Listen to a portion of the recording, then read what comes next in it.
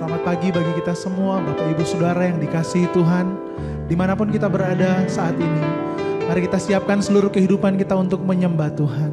Kita menaikkan segala pujian penyembahan kita hanya bagi Tuhan Yesus Kristus. Mari ucapkan syukur kepada Tuhan, sebab kasih setianya sungguh besar bagi kita. Haleluya. Kami menaikkan pujian kami di hadapan hadirat-Mu Tuhan. Haleluya. Tuhanku, aku hendak bernyanyi bagimu selama aku hidup, ya Allahku. Aku hendak bermazmur bagimu selagi ku ada, ya Tuhanku, ya Tuhanku. Aku hendak bernyanyi bagimu selama aku hidup, ya Allahku, ya Allahku.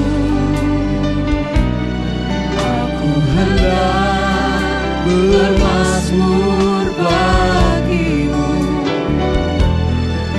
selagi ku ada. Inilah yang ku renungkan, yang ku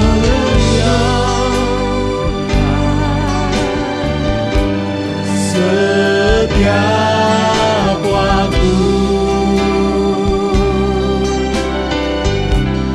Nyanyian pujian dan pengagungan kepadamu,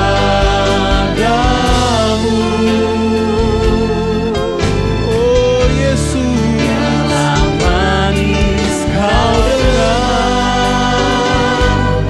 Tuhan, manis kau dengar, Tuhan, dan hatiku bersuka karena-Mu. Mari dari awal kita nyanyikan, ya Tuhanku, ya Tuhanku. Aku hendak bernyanyi bagimu selama aku hidup, ya Allahku, ya Allahku. Aku hendak bermazmur bagimu selagi ku ada.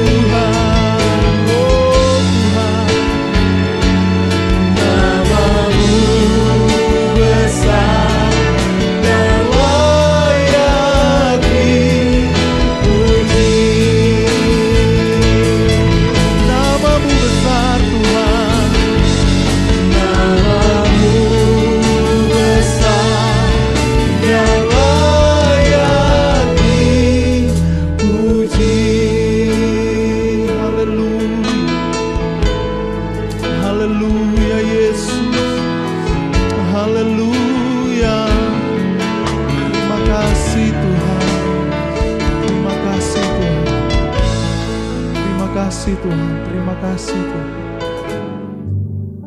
Engkau gembala agung kami, Engkau penyembuh kami, Engkau pemulih kami, Engkau Allah penyedia di dalam kehidupan kami. Engkau Allah segalanya di dalam kehidupan kami.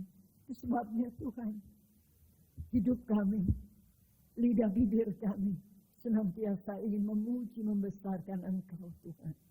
Terima kasih Tuhan, terima kasih. Berbicaralah kepada kami. Karena kami mau mendengarkan firman Tuhan. Dan kami mau melakukan firman Tuhan. Karena saat kami melakukan firman-Mu, kami sedang memuliakan Engkau melalui kehidupan kami. Urapi kami semua Tuhan. Dan biar Tuhan saja yang berkata-kata atas kami. Di dalam nama Tuhan Yesus Kristus, kami berdoa, kami mengucap syukur. Amin. Amin. Silakan duduk kembali.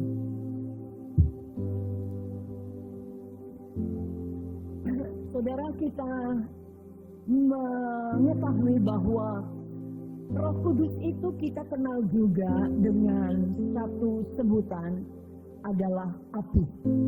Kalau kita berbicara mengenai Roh Kudus, kita berbicara mengenai api, dan kita tahu di dalam Kisah Para Rasul pasal yang kedua, bagaimana lidah-lidah api itu ada di atas kepala orang-orang yang waktu itu dipenuhi oleh Roh Kudus. Dan kalau bicara soal api, itu bicara soal menyala.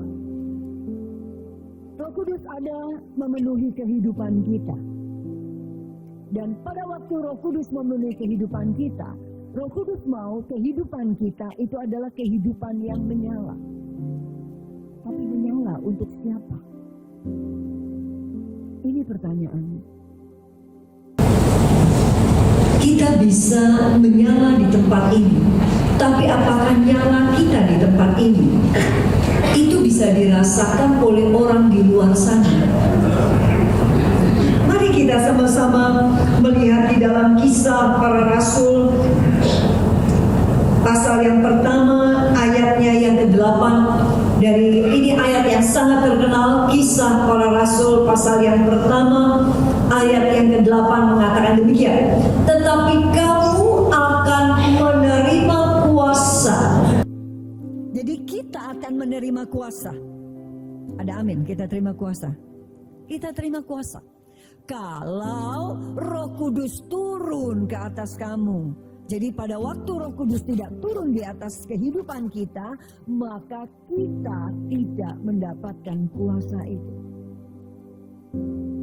Syaratnya, kita ini dipenuhi dengan Roh Kudus, maka kita akan menerima kuasa. Nah, sekarang kuasa ini untuk apa? Dikatakan, dan kamu akan menjadi saksiku di Yerusalem, di seluruh Yudea dan Samaria, dan sampai ke ujung bumi. Ada hal-hal yang saya mau kulik dari ayat ini. Di sini dikatakan bahwa kita akan punya kuasa, tapi kuasanya itu jangan salah. Kuasanya itu bukan untuk membuat kita jadi jago berbahasa lidah. Kita jadi orang yang expert dengan bahasa roh. Orang lain membutuhkan doa 15 menit, setengah jam, baru mulai berbahasa roh. Sementara kita baru sekian detik kita sudah berbicara bahasa roh. Apakah itu yang dimaksudkan Tuhan memberikan kepada kita kuasa itu? Dan ayat ini sangat jelas bahwa kuasa itu diberikan kepada kita supaya kita menjadi saksi. Polanya dari dalam di Yerusalem, kemudian mulai keluar ke Yudea, ke Samaria, sampai ke ujung bumi. Itu berarti apa? Pelayanan kita untuk menjadi saksi tidak pernah berhenti. Ini polanya. Nah, saudara, di sini dikatakan kamu akan menjadi saksiku. Perkataan kita akan menjadi saksi Kristus Tuhan sedang mengatakan kamu akan melakukan tugas menjadi seorang yang memberitakan kabar kesukaan. Kalau bicara kita melakukan, gampang. Kita bisa ambil kursus singkat gimana kita menginjil. Bahkan ada 1 minute witness. Kita cukup belajar 1 menit. Dengan 1 menit di situ kita sudah bisa menginjil. Dan waktu saya praktekkan ini 1 menit, saya mulai keluar ke jalan dan saya mulai ketemu siapa, ngomong. Saya mulai lihat 1 menit, oke masih 1 menit lebih 15 detik. Mulai lagi terus diulang, ketemu setiap orang. Besoknya, sebulan, 2 bulan, 3 bulan. Lama-lama akhirnya benar-benar 1 menit. Efektifkah? Puji Tuhan. Memang tidak semua. Tapi dengan 1 menit itu, kita pada akhirnya sudah bisa melakukan itu. Tuhan tidak katakan melakukan. Tapi Tuhan katakan menjadi. Ada perbedaan yang besar antara kita melakukan dengan kita menjadi. Kalau menjadi itu berarti adalah apa? Menginjil itu adalah gaya hidup kita. Menginjil itu adalah lifestyle-nya kita. Menginjil itu kita menginjil bukan karena program gereja. Banyak gereja punya program, ayo 1 menangkan 1. Begitu tidak ada program, kita nggak menginjil. Itu namanya kita melakukan. Tapi kalau kita menjadi, maka ada program, nggak ada program, diminta, nggak diminta. Kehidupan kita adalah kehidupan yang selalu mau memberitakan kabar kesukaan buat orang lain.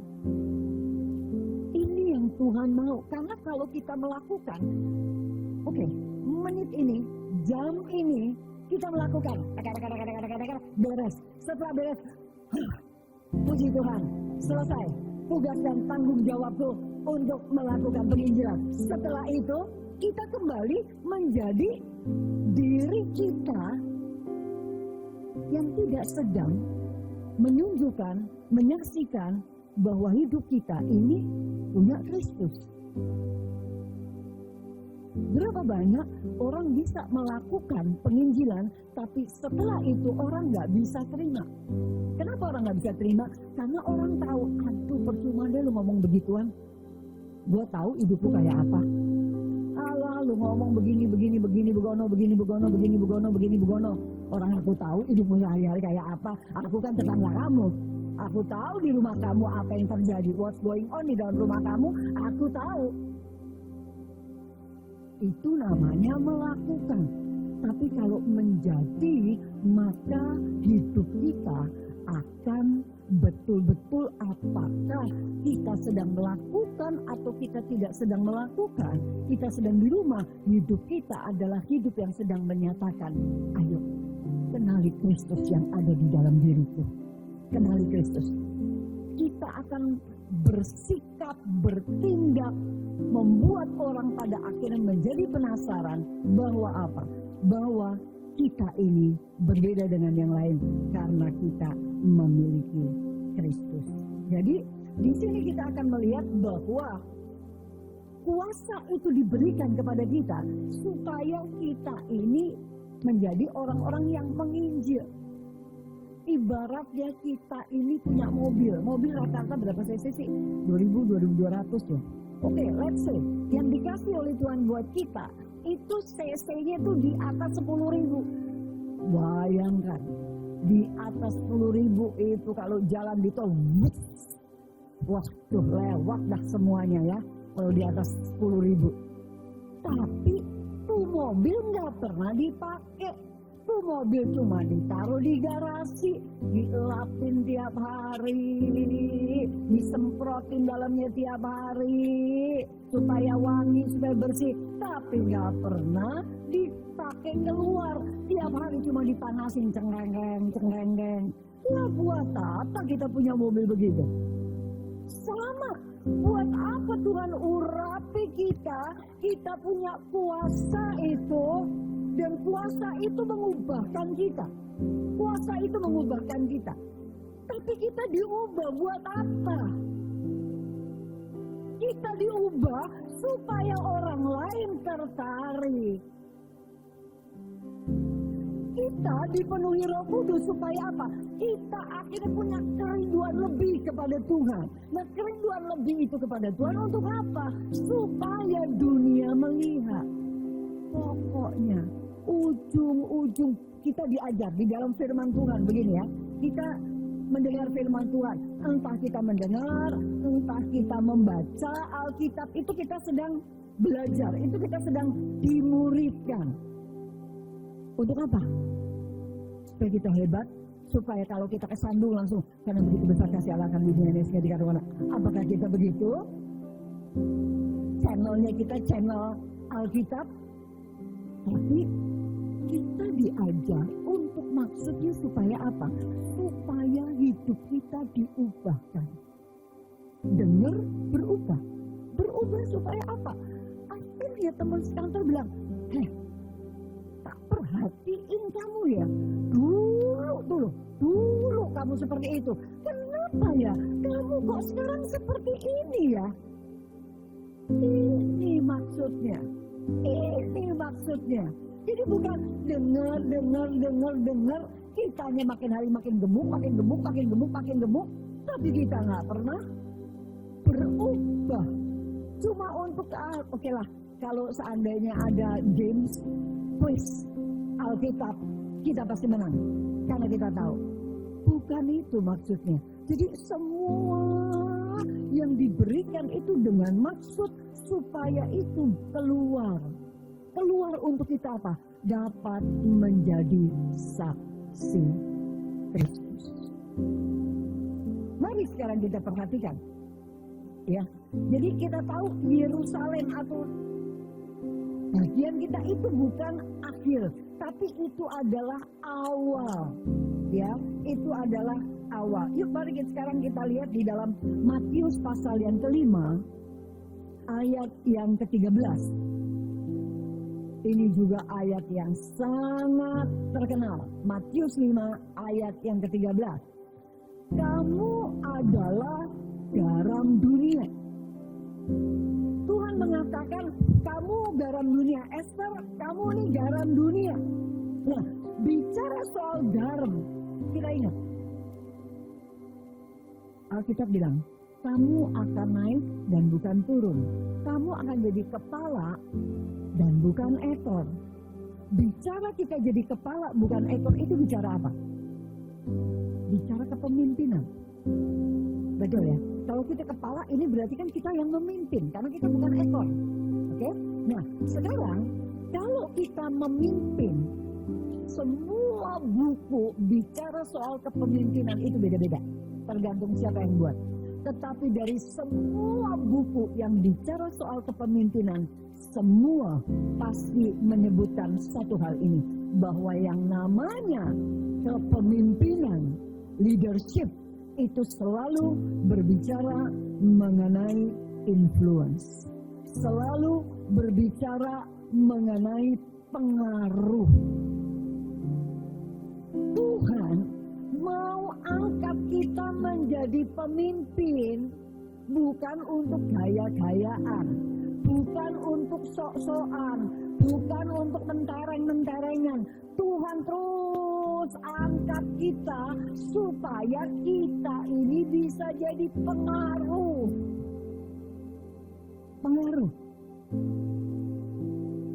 Tuhan mau kita ini jadi orang-orang yang hidupnya dapat mempengaruhi orang lain. Bicara soal garam, itu bicara soal pengaruh. Garam itu Kita semua di rumah pasti punya garam. Dan di garam itu yang ada di rumah kita, biasanya kita taruh di satu wadah, satu toples. Ya, ditaruhlah di satu tempat, wadah. Nah, ini masakan. Masakannya belum dikasih, masakannya hambar. Garam ini kalau tetap ada di tempatnya, garam ini kalau tetap ada di wadahnya, garam ini kalau tetap ada di toples, nggak keluar tuh garam, ini makanan tetap hambar. Kita bisa punya garam berkilo-kilo, kalau tuh garam nggak pernah keluar dari tempatnya dan masuk ke makanan, maka makanan itu selamanya akan hambar. Nah, bicara garam itu berarti apa? Garam tuh mesti keluar.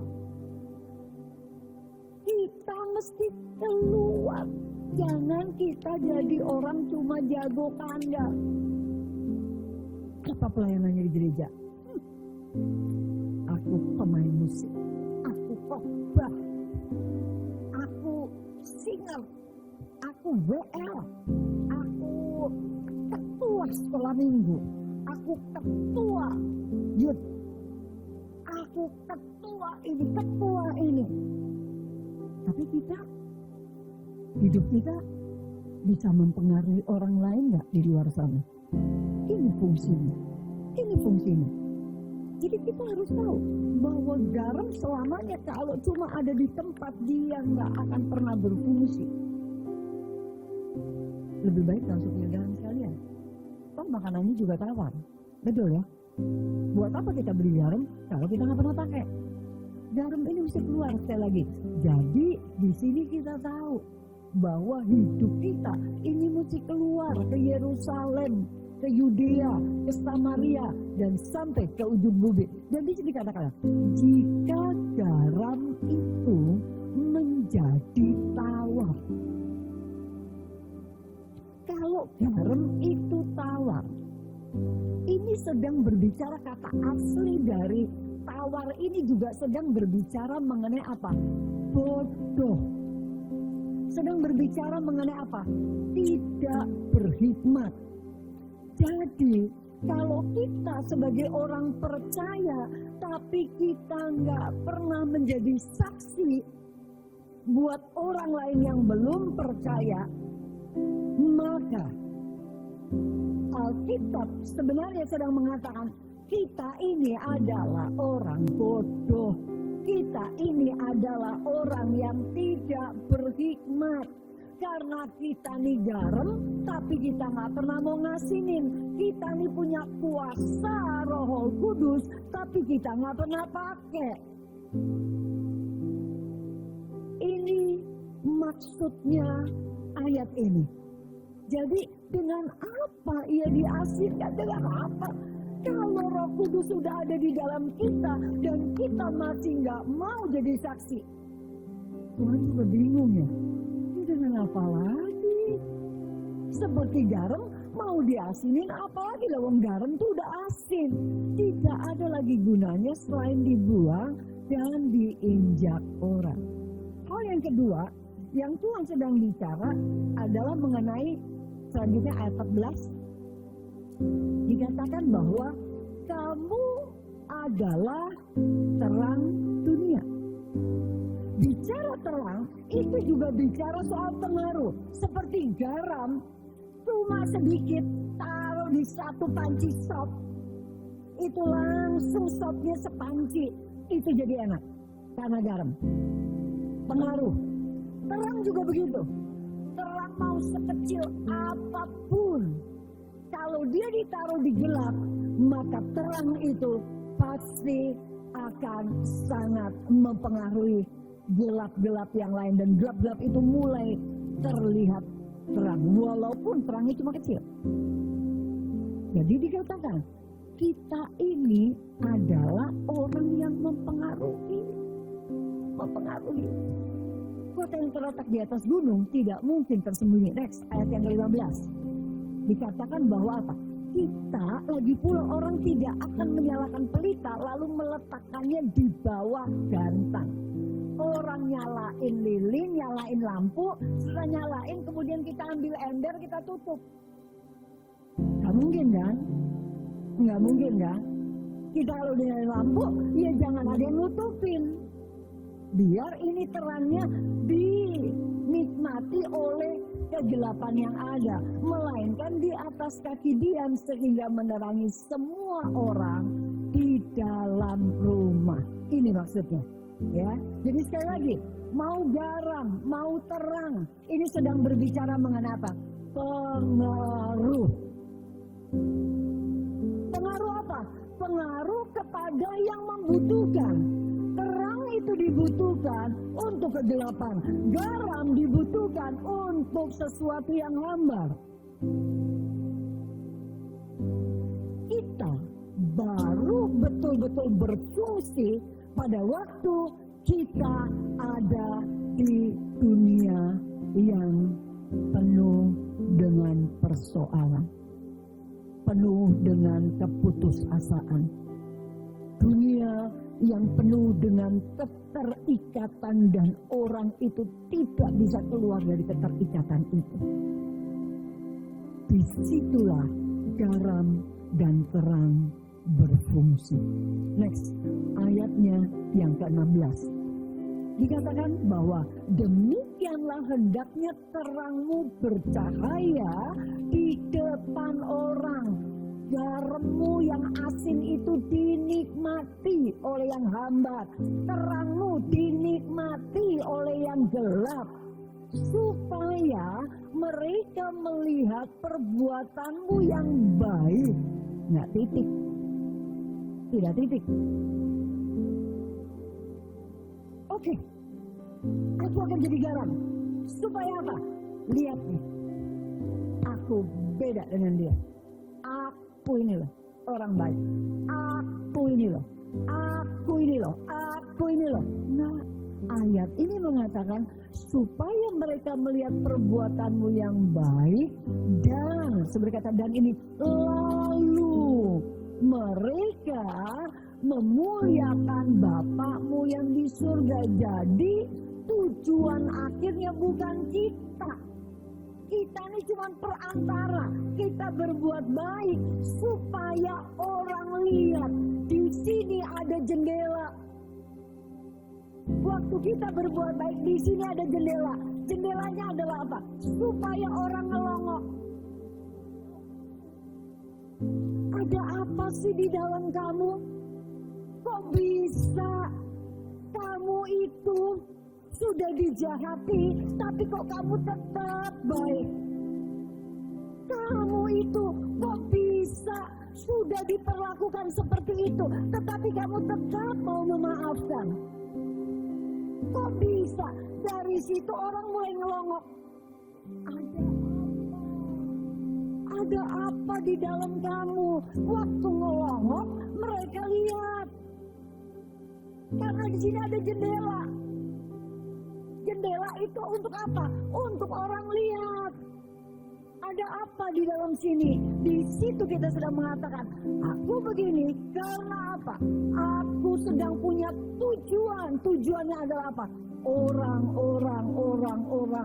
Orang yang melihat apa yang aku lakukan, mereka mempermuliakan Bapakku yang di sorga.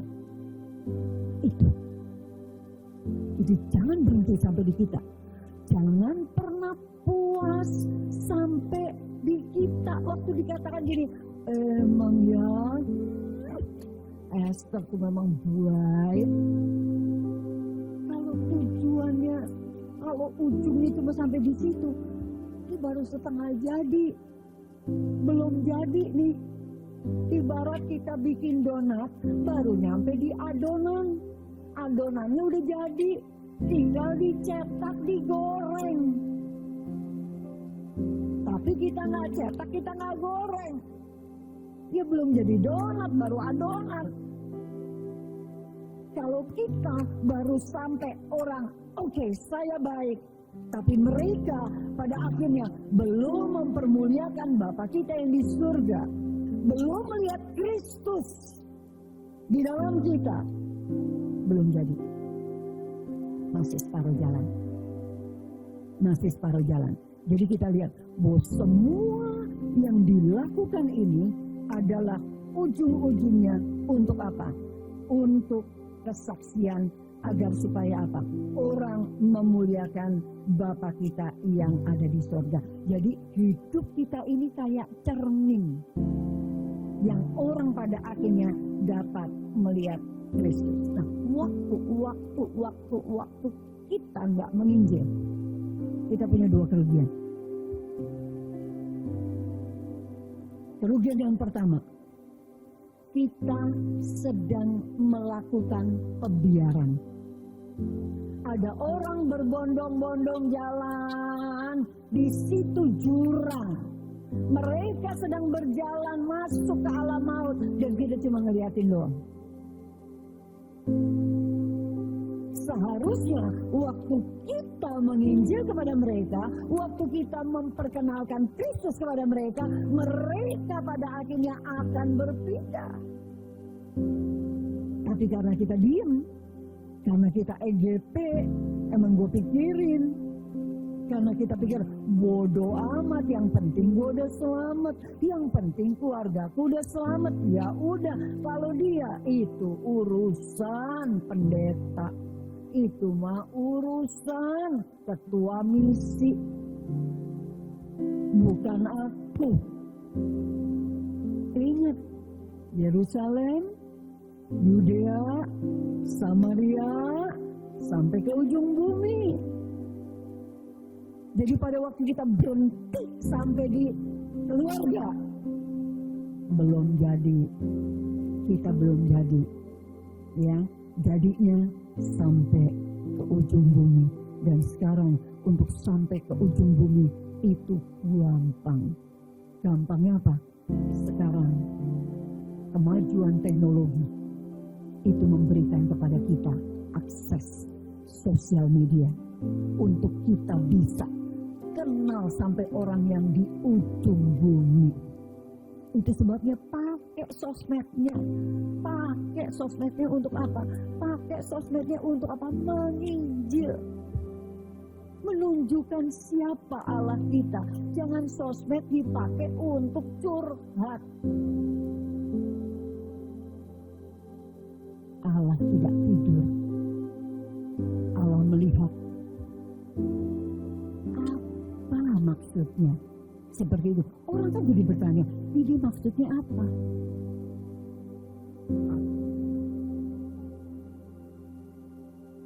Aku memang mengampuni. Aku mengampuni. Tapi bukan berarti aku melupakan. Waduh, maksudnya apa tuh? Nah, pakailah sosmed dengan bijak. Pakailah sosmed untuk menginjil. Untuk orang pada akhirnya, hei, ada apa dengan kamu? Ada apa dengan kamu? Kok kamu beda? Seperti itu, ya. Jadi Tuhan, sekali lagi, yang pertama kerugiannya adalah kita melakukan pembiaran orang masuk ke jurang. Kita tahu nih, mereka ke jurang, tapi kita diamin aja. Nah, kalau kita melakukan pembiaran, saya tidak mau menghakimi. Silakan saudara sendiri yang membuat penilaian. Kalau aku lihat orang yang tidak kenal Tuhan dan aku diamin aja, kira-kira aku tipe orang kayak apa ya? Oke, saudara bisa jawab sendiri. Yang kedua, kerugian yang kedua waktu kita nggak menginjil adalah apa? Kita kehilangan kesempatan untuk memiliki pengalaman bersama dengan Tuhan. Kita akan kehilangan kesempatan untuk mendapatkan sukacita yang luar biasa. Saudara ingat, pada waktu Yesus bilang gini, oke, sekarang kamu nih selama ini ngintil, kamu nih selama ini ngikut aja aku yang lakukan ini, aku yang lakukan ini, aku yang lakukan ini. Kamu cuma delongok ngeliat aja. Oke, sekarang balik, tak kirim kamu, dua, aku diam. Kamu tak kirim. Apa yang mereka ngomong, komentarnya pada waktu mereka balik ketemu dengan Yesus. Mereka sukacitanya, Yesus, tahu gak Yesus, aku ternyata bisa begini aku lakukan mujizat Yesus, yang buta melihat, yang timpang berjalan, oh Yesus ternyata aku bisa melakukan ini, wah senangnya luar biasa. Betul ya, Alkitab bilang begitu ya. Pada waktu Yesus lakukan itu, bagaimana mereka? Mereka juga ya, kagum ya. Wah, hebat ya. Yesus itu hebat ya, luar biasa ya. Cuma gitu aja. Tapi pada waktu mereka sendiri yang melakukan, mereka luar biasa. Sewenangnya. Waktu kita tidak menginjil, kita kehilangan pengalaman yang luar biasa bersama dengan Tuhan. Waktu kita tidak menginjil, kita tidak akan pernah tahu kebahagiaan yang sesungguhnya, kebahagiaan yang luar biasa itu seperti apa. Dan kita tahu pada waktu ada satu orang saja diselamatkan, apa yang terjadi? Surga bersorak-sorai, surga pesta, satu orang aja dari sekian miliar orang yang ada di dunia ini, satu orang saja surga itu sudah bersukacita. Kalau saudara belum pernah melakukan penginjilan buat orang, saudara tidak akan pernah punya pengalaman yang luar biasa bersama dengan Dia. Saudara tidak pernah akan merasakan yang namanya sukacita yang luar biasa. Nah, pokoknya kalau udah pernah ngalamin, saudara akan mau ngalamin yang kedua, ngalamin yang ketiga, ngalamin yang keempat, dan seterusnya sampai ke ujung bumi. Dan kita harus tahu. Coba kita lihat di dalam Matius 16 ayat yang ke-18 ya. Matius 16 ayat yang ke-18 ini dikatakan mengenai bahwa aku akan mendirikan, aku yang di bagian bawah SD, aku akan mendirikan jemaatku dan Allah maut tidak akan menguasainya. Allah maut ini sedang berbicara mengenai gerbang maut. Gerbang Allah maut, bahasa aslinya gerbang. Kata gerbang itu bicara mengenai diem. Gerbang itu barang, gerbang itu statis. Gerbang itu nggak maju, gerbang itu diem. Berarti kalau gerbang Allah maut tidak menguasainya, tidak menguasai gereja, tidak menguasai jemaat, itu berarti yang gerak tuh mana? Gerbangnya atau gerejanya? Kalau gerbangnya statis, di mana ada gerbang? Di situ ya, di situ aja. Nggak mungkin besok tahu-tahu gerbangnya udah nyampe di pom bensin depan, kan enggak? Di gerbang di situ aja, diam aja. Kalau dikatakan gerbang Allah maut tidak menguat, itu berarti apa? Gereja yang nyerang, gereja yang datengin, gereja yang robohkan. Dan Tuhan kasih kita kuasa untuk ini. Aduh, berapa kali saya melakukan pelayanan pelepasan orang atau rumah yang katanya orang gak ada yang berani masuk. Bu, gak berani. Tiap yang datang ke situ pasti mati, yang datang ke situ pasti mati. Jadi tempat itu gak pernah dipakai. Karena apa? Dukun-dukun lihat katanya tempat itu banyak pocongnya. Saya bilang, pocong aja kok takut. Roh yang ada di dalam kita jauh lebih besar. Amin. Saya masuk aja. Ayo, siapa yang mau nemenin? Enggak Bu, Ibu aja dulu. Oke dah. Saya bersama dengan Tuhan. Masuk. Apakah diserang? Diserang. Itu sebabnya saya tidak tutup mata. Saya melek. Tapi pada masuk, doa dengan iman, percaya. Selesai. Suara macam-macam keluar. Setelah itu selesai, sudah pakai. Dan sampai hari ini tempat itu dipakai dan nggak pernah ada apa-apa. Masih ada yang sakit, nggak ada. Masih ada yang mati, kagak ada. Kuasa itu udah diberikan buat kita. Hantam itu gerbang. Runtuhkan itu gerbang. Maksudnya adalah apa? Orang-orang yang terikat, orang-orang yang masih hidup di dalam dosa, orang-orang yang putus asa, orang-orang yang ada di dalam ketakutan, kekhawatiran apa? Serang itu. Menangkan dia, menangkan mereka. Dan kuasa itu ada atas kita.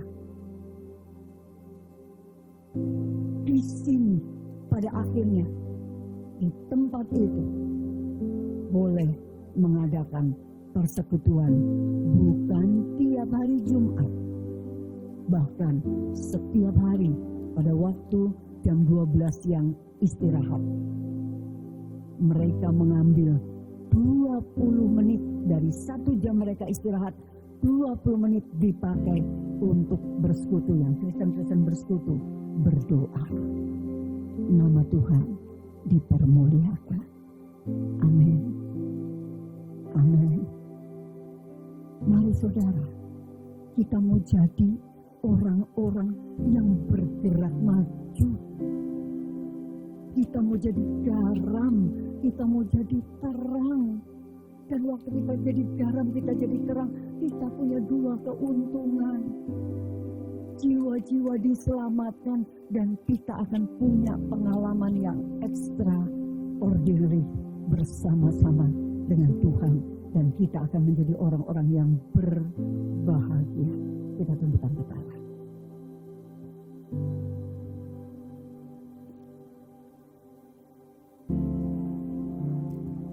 Terima kasih Tuhan. Terima kasih. Engkau mengirimkan Roh Kudus untuk kami. Agar supaya kami punya kuasa. Kuasa untuk menghancurkan gerbang alam maut itu. Kuasa untuk menarik mereka yang putus asa. Untuk memenangkan mereka-mereka yang terikat. Untuk membuat mereka-mereka yang takut, khawatir. Mereka pada akhirnya menjadi orang-orang yang merdeka. Jadikan kami garam. Jadikan kami terang. Dan sesungguhnya Engkau telah menjadikan kami. Bahkan Engkau telah mengurapi kami dengan Roh Kudus-Mu. Tuhan, sebagaimana gereja-Mu mula-mula terbentuk, yaitu pada waktu ada pencurahan Roh Kudus. Disitulah gereja terbentuk. Dan mereka menjadi orang-orang yang sikap hidup mereka betul-betul menjadi saksi Kristus. Dan mereka keluar, mereka berbicara dengan orang luar. Dan akhirnya setiap hari Tuhan menambahkan jumlah mereka. Tuhan, ini kami. Jika Tuhan masih memberikan kepada kami nafas kehidupan, itu berarti Tuhan masih memberikan kepada kami kesempatan untuk kami dapat menginjil keluar. Tolong kami, beri keberanian buat kami, beri kemampuan buat kami. Dan sesungguhnya kuasa Roh Kudus itu memberikan kepada kami keberanian, kemampuan, otoritas untuk kami dapat merebut jiwa-jiwa yang terhilang. Kami serahkan hidup kami sepenuhnya Tuhan. Kami mau mengalami sukacita surga. Kami mau mengalami pengalaman bersama dengan Engkau yang luar biasa. yang tidak pernah akan kami alami kalau kami tidak melakukan hal itu. Dan kami mau semakin hari Tuhan semakin menambah-nambahkan jumlah kami. Di dalam nama Yesus kami berdoa, kami mengucap syukur. Semua yang percaya mengatakan amin.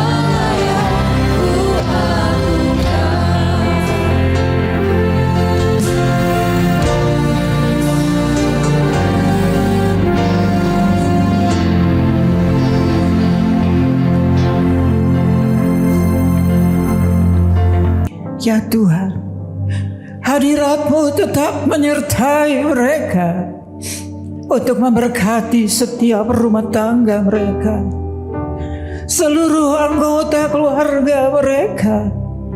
Berkatilah usaha dan mata pencaharian umat-Mu. Berkatilah roti dan air mereka. Berkatilah umat-Mu ini dengan kekuatan dan kesehatan. Sesungguhnya Dikau sangat mengasihi umat-Mu. Seluruh umat-Mu ini ada di dalam telapak tangan-Mu, dan tak seorang pun dapat merampas mereka, domba-domba-Mu ini, dari dalam tangan-Mu. Hamba-Mu berdoa, bawalah seluruh sidang jemaat-Mu ini semakin hari semakin dekat kepada-Mu, semakin mengasihi Engkau ya Tuhan, sehingga mereka boleh tiba di puncak bukit kesucian-Mu dan memandang wajah-Mu yang indah. Kini sidang jemaat yang dikasihi Tuhan, Allah yang kekal adalah naungan-Mu, dan lengannya yang abadi menopang Engkau. Tuhan memberkati Engkau dan melindungi Engkau. Tuhan menyinari Engkau dengan wajah-Nya, serta memberikan Engkau kasih karunia. Tuhan menghadapkan wajah-Nya kepadamu dan memberikan engkau damai sejahtera di dalam berkat nama Tuhan Yesus Kristus. Amin.